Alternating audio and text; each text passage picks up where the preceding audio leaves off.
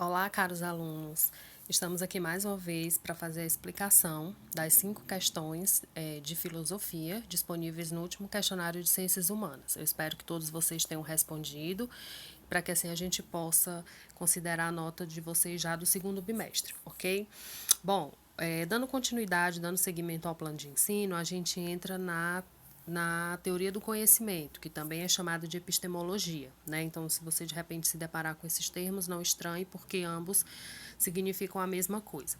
E a teoria do conhecimento nada mais é do que o conhecer, do que o saber, do que a busca do conhecimento, a própria indagação do porquê conhecer, para que conhecer. Né? Eu lembro que nas nossas primeiras aulas, no início do ano, nós fizemos uma explanação rápida sobre isso. Né? O que é conhecer? Fizemos, inclusive, a distinção entre conhecimento e sabedoria, justamente para que quando a gente chegasse nesse determinado momento, a gente pudesse esmiuçar de forma mais detalhada o que consiste a teoria do conhecimento. Tá? Então, a primeira questão aí, ele pede para que você marque a opção incorreta acerca do que diz respeito a essa teoria, tá?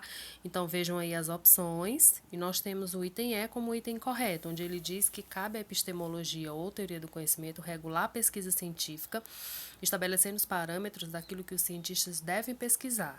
Ela não deve ser, é lógico, ela norteia o método, ela norteia a pesquisa científica, mas ela não deve simplesmente de estabelecer como parâmetro, como norte daquilo que eles devam pesquisar.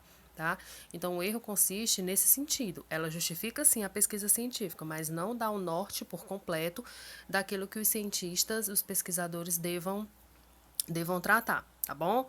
A segunda questão também fala sobre essa mesma problemática. No caso aí, ele vai tratar de um assunto que ele vai citar Descartes, tá? Que é outro grande sociólogo que teve sua obra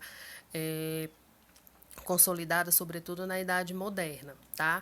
E aí ele trouxe um fragmento do texto dele em que ele fala sobre a teoria cartesiana. O que diz a teoria cartesiana? Como eu já falei, foi criada por René Descartes, né? E ele consiste no ceticismo metodológico, ou seja, o ceticismo é aquilo que você só consegue ver, né? Você só consegue dizer se existe de fato se houver prova. Né?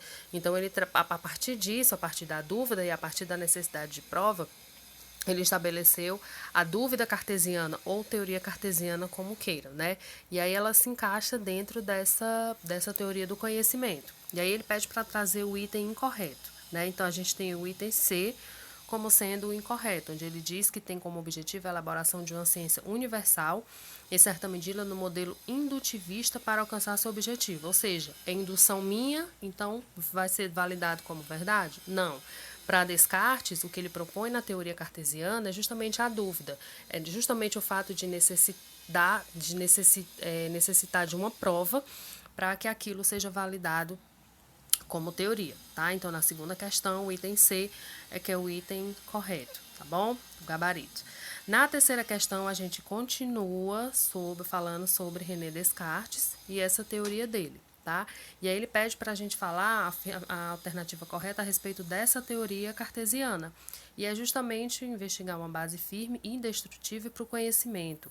Ele rejeita as opiniões antigas e utiliza o método da dúvida até encorajar algo firme e forte. Ou seja, ele parte do questionamento, né, da dúvida. Por quê? Por que dessa forma? Por que não de outra?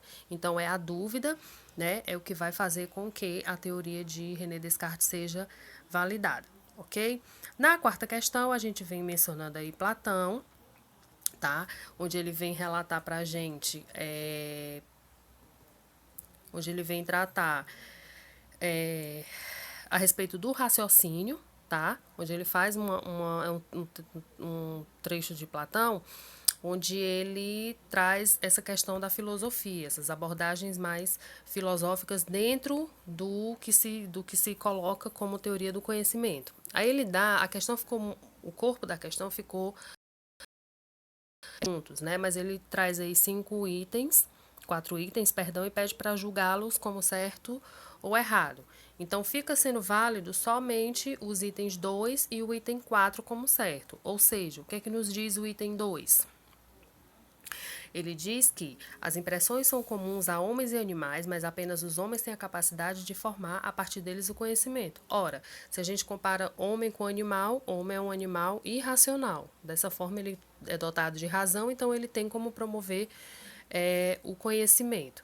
E a opção 4, ele diz que o raciocínio a respeito das impressões constitui a base para chegar ao conhecimento verdadeiro, ou seja, é graças ao raciocínio, é graças à razão que se obtém conhecimento, né? Sem isso era algo inviável, tá bom? E a quinta e última questão, ela traz mais uma vez o método socrático, né? Que a gente viu, isso na verdade é conteúdo do primeiro ano, mas é sempre pontuado nos assuntos filosóficos a ensinamentos de Platão, de Sócrates e de Aristóteles. E nesse caso aí, a quinta questão nos traz a respeito do método socrático, que nada mais é do que a ironia, o método dialético, segundo o qual ele demonstra a necessidade de conhecer profundamente as ideias, ou seja, é preciso haver um questionamento, é preciso haver uma reflexão e um diálogo, ou seja, o debate, a discussão para se chegar a um determinado ponto. E aí, por que, que ele é colocado como a importância do diálogo no método de Sócrates? Porque ele colocava para que a própria pessoa se questionasse das suas respostas. Ou seja, para ele, as pessoas tinham determinada opinião a partir de determinados conceitos, de algo já pré-estabelecido. Então, a própria resposta do interlocutor faria com que as pessoas refletissem mais e pensassem melhor acerca das suas colocações, tá? Então, a gente finaliza aqui mais 5 questões, tá? Do último questionário. Eu espero que vocês tenham aí bom proveito, tá bom? Até a próxima.